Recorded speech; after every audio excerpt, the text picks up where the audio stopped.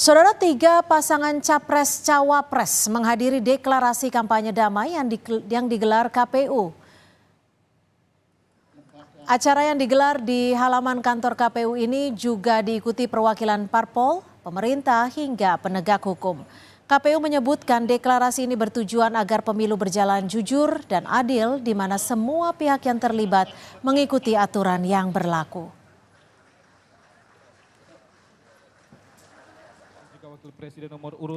Setelah perwakilan partai politik, tiga pasangan calon capres-cawapres turut menandatangani deklarasi kampanye pemilu damai 2024. KPU berharap para peserta pemilu bisa berkompetisi secara sehat dan profesional tanpa menyerang peserta pemilu lain agar terciptanya pemilu yang damai.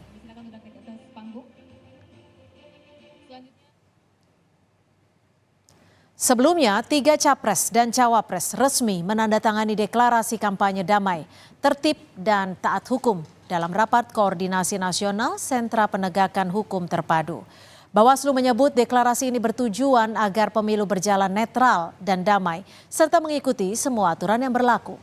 Pasangan Anies Mohaimin menjadi pasangan calon pertama yang menandatangani. Dilanjutkan dengan pasangan Prabowo Gibran dan Ganjar Mahfud.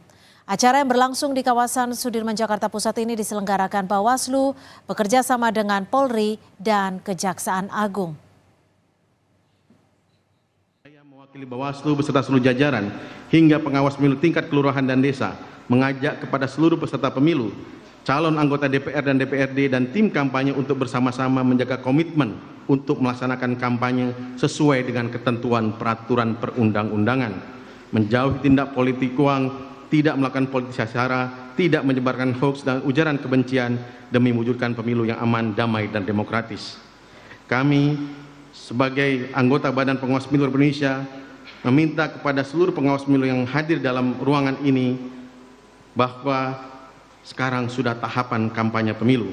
Pengawas pemilu harus meningkatkan intensivitas kerja, masifkan kegiatan-kegiatan pencegahan dan penanganan pelanggaran, libatkan masyarakat untuk turut aktif dalam mengawasi, ciptakan sebuah sarana yang memudahkan publik menyampaikan informasi pelanggaran pemilu, dan jaga profesionalitas, jaga netralitas, dan tetap berintegritas.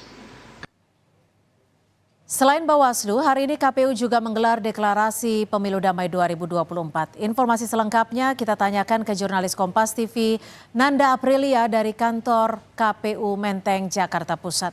Nanda, aturan KPU selama kampanye mulai besok apa saja poin yang harus diikuti oleh para peserta?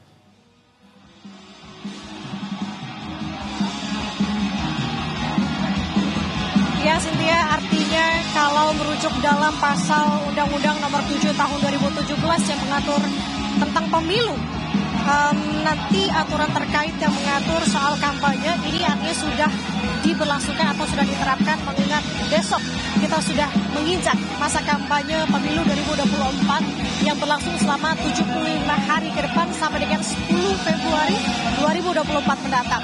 Apa-apa saja yang diatur dalam undang-undang tersebut? Tentu dalam undang-undang ini mengatur baik dari sejumlah larangan dari pihak pelaksana, peserta, dan tim kampanye pemilu dalam pelaksanaan kampanye. Dilarang untuk melakukan sara, menghasut, ataupun juga mengadu domba perseorangan atau masyarakat.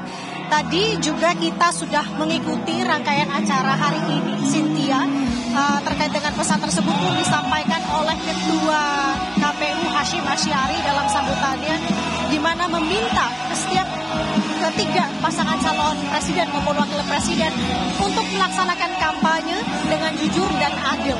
Tadi disampaikan dalam penutup oleh